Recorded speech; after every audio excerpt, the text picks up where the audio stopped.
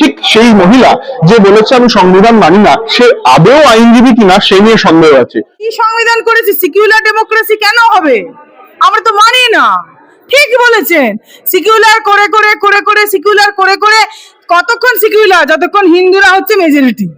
তারপরে কি হবে জানি, এটা আপনারা মুসলিম চ্যানেলে নিচ্ছেন, আমি জানি। আমি এখানে গালাগাল খাবো, কাঁচা খিস্তি খাবো, কিন্তু দেখুন কাঁচা খিস্তি খেয়েও গালাগাল খেয়েও এই ভারত কি বেটি संयुक्त सामंत को आप लोग दबा नहीं पाते। রাগ রোষ সেই কারণে, সেই জন্য আমি আম্বেদকর কাউকে আমি চিনবো কেন?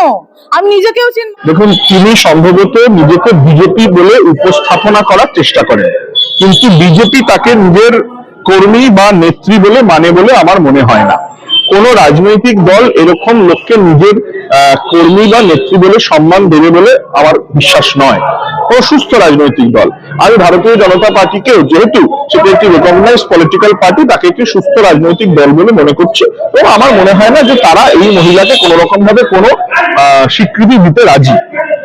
এই স্বীকৃতি পাওয়ার জন্য সস্তায় যদি আপনি দেখেন, তাহলে নানা রকমের খবর, নানা রকমের চটকদারি কথা বলা হয়। আপনাকে আমি দেখাচ্ছি, আপনি যদি একটু ক্যামেরাটা ঘোরান, আপনি দেখবেন এখানে একজন ভদ্রলোক ভয়ঙ্কর রকম ধরে চিৎকার করছেন এবং চিৎকার করে নিজের বক্তব্য প্রমাণ করার চেষ্টা করছেন।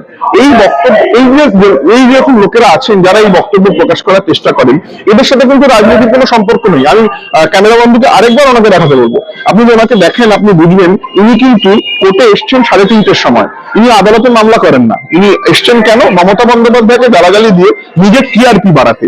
ঠিক সেই মহিলা যে বলেছে আমি সংবিধান মানি না, সে আদৌ আইনজীবী কিনা সেই নিয়ে সন্দেহ আছে। তিনি রাজনৈতিক মামলায় পিআইএল করা ছাড়া কোনো মামলায় অ্যাপিয়ার করেন না।